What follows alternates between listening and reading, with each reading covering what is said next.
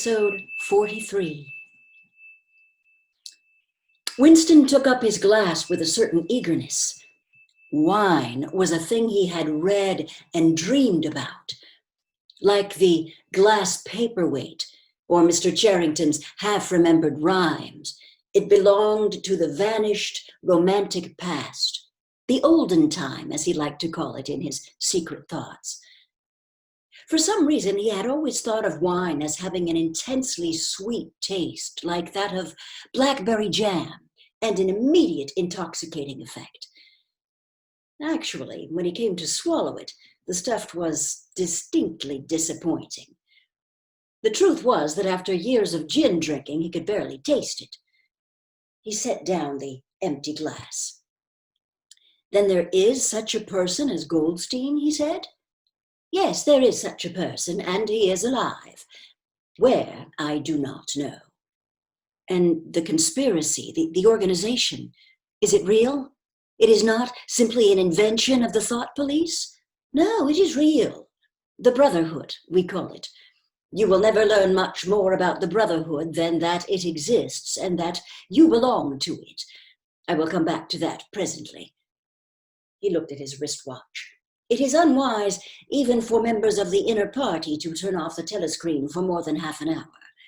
You ought not to have come here together, and you will have to leave separately. You, comrade," he bowed his head to Julia, "will leave first. We have about 20 minutes at our disposal. You will understand that I must start by asking you certain questions. In general terms, what are you prepared to do?" "Anything we are capable of," said Winston. O'Brien had turned himself a little in his chair so that he was facing Winston. He almost ignored Julia, seeming to take it for granted that Winston could speak for her. For a moment, the lids flitted down over his eyes. He began asking his questions in a low, expressionless voice, as though this were a routine, a sort of catechism, most of whose answers were known to him already. "You are prepared to give your lives?" "Yes." "You are prepared to commit murder?" "Yes." "To commit acts of sabotage which may cause the death of hundreds of innocent people?" "Yes."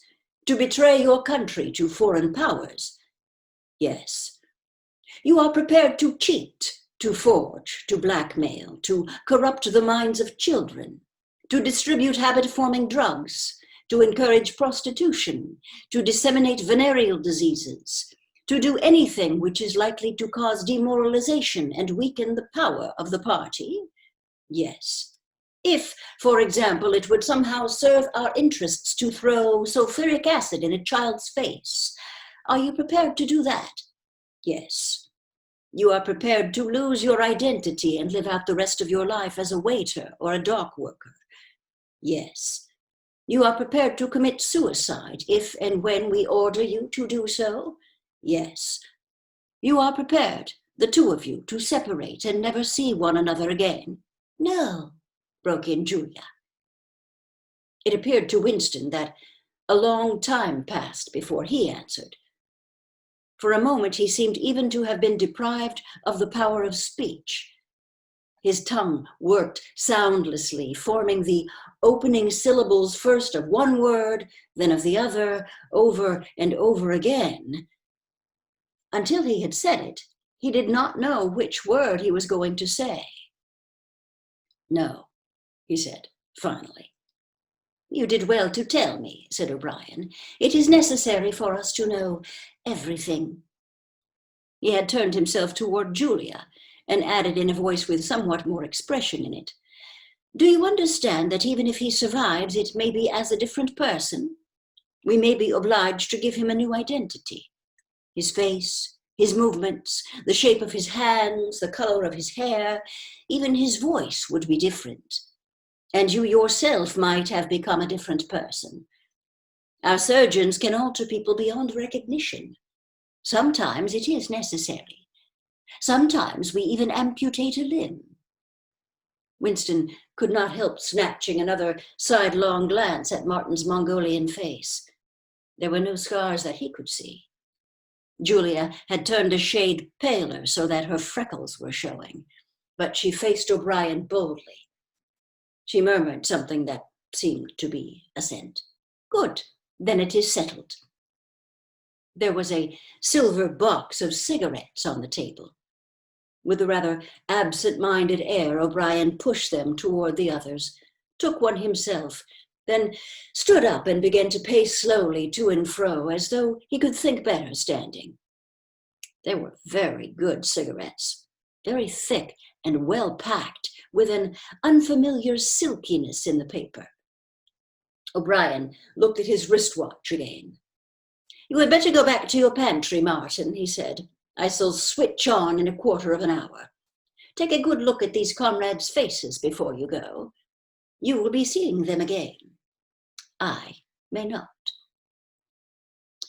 Exactly as they had done at the front door, the little man's dark eyes flickered over their faces. There was not a trace of friendliness in his manner. He was memorizing their appearance, but he felt no interest in them, or appeared to feel none. It occurred to Winston that his synthetic face was perhaps incapable of changing its expression. Without speaking or giving any kind of salutation, Martin went out, closing the door silently behind him. O'Brien was strolling up and down, one hand in the pocket of his black overalls, the other holding his cigarette. "You understand," he said, "that you will be fighting in the dark. You will always be in the dark. You will receive orders and you will obey them without knowing why. Later, I shall send you a book from which you will learn the true nature of the society we live in and the strategy by which we shall destroy it. When you have read the book, you will be full members of the Brotherhood. But between the general aims that we are fighting for and the immediate tasks of the moment, you will never know anything. I tell you that the Brotherhood exists, but I cannot tell you whether its numbers are 100 members or 10 million. From your personal knowledge, you will never be able to say that it numbers even as many as a dozen. You will have 3 or 4 contacts, who will be renewed from time to time as they disappear.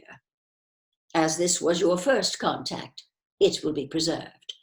When you receive orders, they will come from me. If we find it necessary to communicate with you, it will be through Martin. When you are finally caught, you will confess. That is unavoidable. But you will have very little to confess, other than your own actions. You will not be able to betray more than a handful of unimportant people. Probably you will not even betray me. By that time, I may be dead, or I shall have become a different person with a different face." He continued to move to and fro over the soft carpet. In spite of the bulkiness of his body, there was a remarkable grace in his movements. It came out even in the gesture with which he had thrust a hand into his pocket or manipulated a cigarette. More even than of strength, he gave an impression of confidence and of an understanding tinged by irony. However much in earnest he might be, he had nothing of the single-mindedness that belongs to a fanatic. When he spoke of murder, suicide, venereal disease, amputated limbs, and altered faces, it was with a faint air of persiflage. "This is unavoidable," his voice seemed to say. "This is what we have to do, unflinchingly. But this is not what we shall be doing when life is worth living again." A wave of admiration, almost of worship, flowed out from Winston toward O'Brien.